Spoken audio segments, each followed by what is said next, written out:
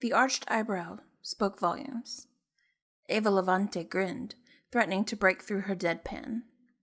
The request was simple enough, a shader to commemorate the end of the Siva incident. Zavala's color selection, though. Her companion held up the cloth, a ghastly combination of fluorescent yellow and blood red that would have hurt the eyes even if it wasn't laid against a particularly nauseating set of stripes. Tess sighed. He can make the hive quake in fear, but that man shouldn't be let within 10 meters of a designer's table. The two women were still laughing when a shudder rocked the tower. They turned as one in the direction of the far-off sound that followed, a roaring noise neither of them had heard before. The PA blared in the small utility room they claimed as a lounge. Evacuation Order 77 is in effect. This is not a drill. All civilians report to designated evacuation areas immediately. Tess was at the door, palming it open when another explosion, much closer, shook them where they stood. Smoke and screams floated down the hallway. Ava's memories of what followed were disjointed. She was running with Tess, gasping for breath. She remembered murmuring the names of her cousins, worrying about them down in the city. She was in a large crowd now. Tess was falling behind as Ava was crushed forward. Another explosion, and a fire door slammed shut.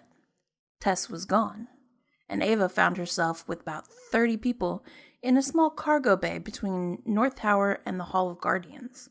A man was trying the far door, shouting that it was sealed.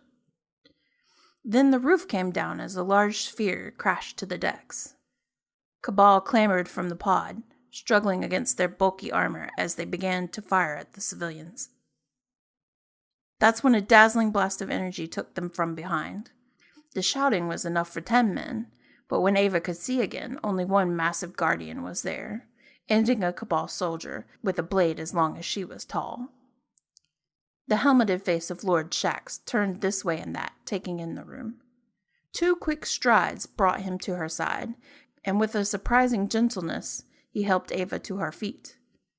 "Madam," he intoned, and she could feel the bass of his voice in her chest. "I need your help." At his insistence, she took charge of the civilians as he took point of their little group. With the confidence and looming presence of the Crucible Master at her back, it was effortless to keep the others quiet and focused. When they reached the evac site, a trio of anxious-looking Hawk pilots waited with their craft. As the last of the group climbed aboard, Shax laid a heavy hand on her shoulder.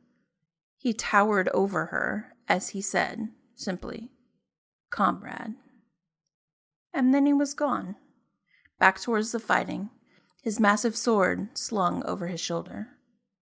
Ava's last view of the tower as her Hawk pulled away was ruin and flame.